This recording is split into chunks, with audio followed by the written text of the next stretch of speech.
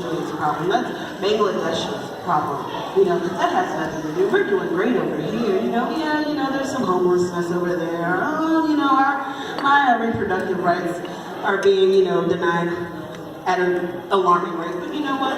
That stuff, we got a handle on that. We have freedom here. We have democracy here, So we need to go we need to look at international affairs with all of our interest in mind.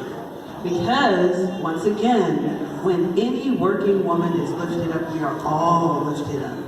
So now, I'm going to call to the mic Meg, and she is going to give us a hot take on our regional.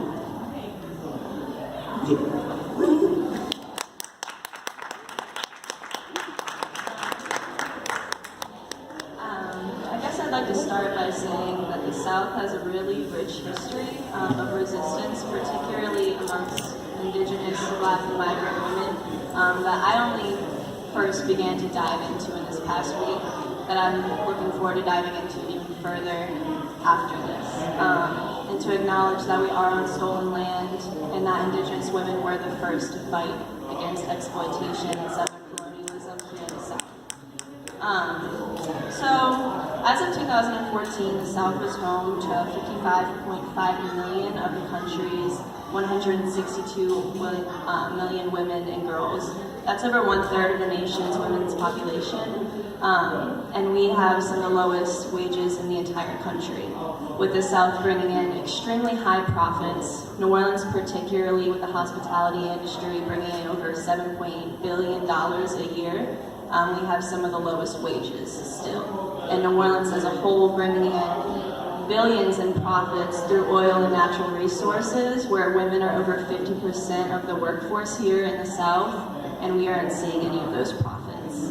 And disparities in wages and opportunities based on gender and race persist, lasting consequences of the nation's history of continual settler colonialism, genocide, slavery, Jim Crow, and oppression. Black, Brown, Latinx, and Indigenous women in the South who are located at the intersection of multiple systems of oppression based on their gender and race have especially low earnings and high poverty rates still. The majority of us aren't guaranteed living wages, paid sick leave, paid maternity leave, paid vacation, fair scheduling, the right to not be fired when you're pregnant, the right to even leave work if your child has an emergency, workers' compensation, health care, or even the right to safely organize in your workplace. Alabama, Kentucky, Louisiana, and Mississippi continuously keep the highest poverty rates for women, yet we bring in the highest profits probably in the entire country. Our access to abortion in the South is constantly under attack. Not only do we not have the right to choose protectively, but our economic choices are limited. We don't have access to child care or living wages, which means we're basically forced to continuously work, produce the new workforce, and we don't have access to the things we need to choose whether we want to do that or not, or to even properly take care of our children. It's highly important for working class women in the struggle to stand together. Currently in the South, you see that migrant women and Black women are highly exploited, but white working women also have low wages, but they tend to just not think about these things. In the hospitality industry specifically, you have very clear racial and gender segregated wages that are not talked about, and we're taught to not talk about them by our bosses and management. That's why it's extremely important for white women in the South to be aware of this and to organize around these issues. These divisions are encouraged on by the dominant system and the rich that control it, and this hurts the class struggle. Keeping us divided is keeping all of our wages low, keeping all of us with a boot on our neck. Working class women as a whole make up nearly 2/3 of all minimum wage workers in the country, concentrated in the South particularly, with the big booming economy rolling in large profits, the growth of new employment and economic opportunities that the South offers, is its growing number of women and men are not equally shared, and we already know that. Tax exemptions and giveaways are given to our bosses and large corporations and oil companies, while working class people are heavily taxed and given no rights to speak of.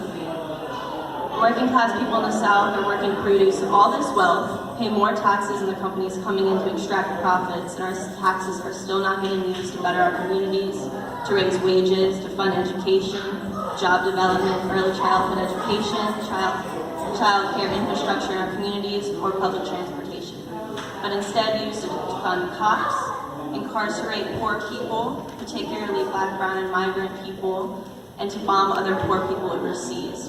As the rich in this, particularly in the South, but a lot of these companies are coming from other places to exploit the fact that we have low wages and really no protections. Misdirected youth resources are being used to profit for the few, and we are continuously getting robbed. The reason being that we're really not organized enough here, despite the rich history of organization across the South. Supporting women doesn't mean just supporting reproductive rights. It means supporting labor rights for working women. It means supporting paid maternity leave and paid sick leave. It means supporting women and allowing them to take off work for parent-teacher conferences, protection for our migrant sisters, living wages, social assistance for mothers and children, equal treatment of single mothers, and understanding that our bosses are very often forcing us to not be able to actually attend to our children's lives. So if your child breaks their arm while you're at work and you need to go take off to take care of that emergency, often in the city you'll just get fired.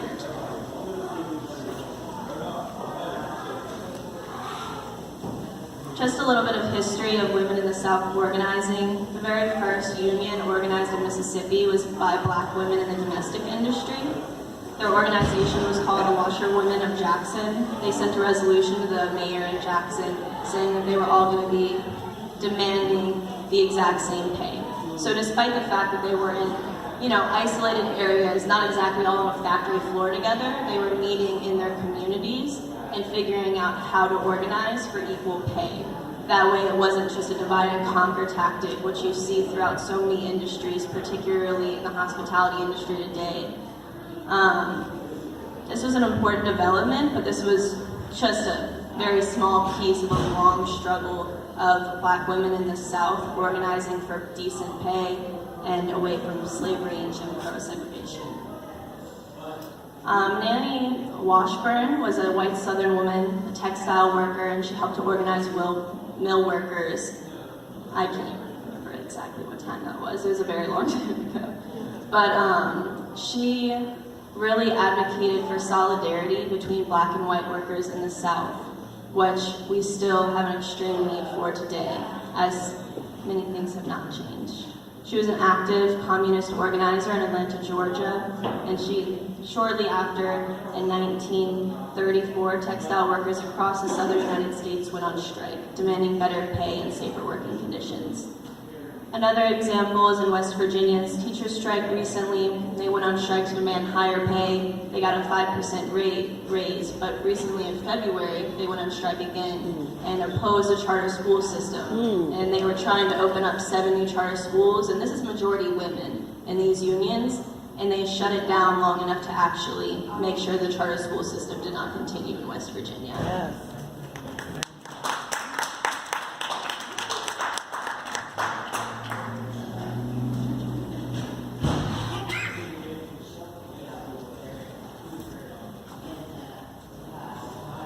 Women, again, make up the majority of working class people in the South. That means that we have extreme revolutionary potential, not only to shut things down, but as well as to build revolutionary organization in the South. And when the fall of capitalism does come, and it will, we have the potential power to build up a truly equitable society. Because we run today's society, so we know that we can build tomorrow's society. Yes. We desperately need to build a multinational revolutionary movement based on true solidarity here in the South. And that means actively organizing. We have to be organizing for ourselves. Politicians are not going to represent us. some nonprofit is not going to represent us. We have to represent us, and that means getting organized as working class women in our industries, in our communities, and across the South. Because under capitalism, even when we win reforms, it's constantly taken away. I don't have an 8-hour workday. I'm currently on a little mini break from a 12-hour shift right now. And so many of these things are continuously taken, and that's because that's the nature of capitalism. So we can't just be talking about getting some reforms or fighting for this one thing, but we need to have a broader outlook of understanding that capitalism has to be overthrown if we want the next generation of women to actually benefit from the gains that we win. So, participating in revolutionary organizing as well as labor organizing is extremely important. Supporting women in, it looks like supporting Black women, brown women, migrant and refugee women, trans women, poor women, and women in other countries. That means not just jumping on the bandwagon the moment somebody talks about, well, look what they're doing over here in China or Venezuela, we have to go and invade them. No, we need to worry about our issues here. We cannot be advocating for the militarization of the U.S. into other countries. We cannot be advocating for imperialism and war. We have to be advocating for our resources to actually be put into our communities. Because whenever they put money, 60% of the budget here in New Orleans, into the police and jails and reactive measures, they're also doing that on a broader federal scale with militarization and imperialism. Women all over the world are getting organized. We should too. Here in New Orleans, women are getting organized in the hospitality industry. Women are fighting back. There are migrant women organizing in the city and all across the South. We have to plug in where we can and actively join in that effort. And it's going to take every single person.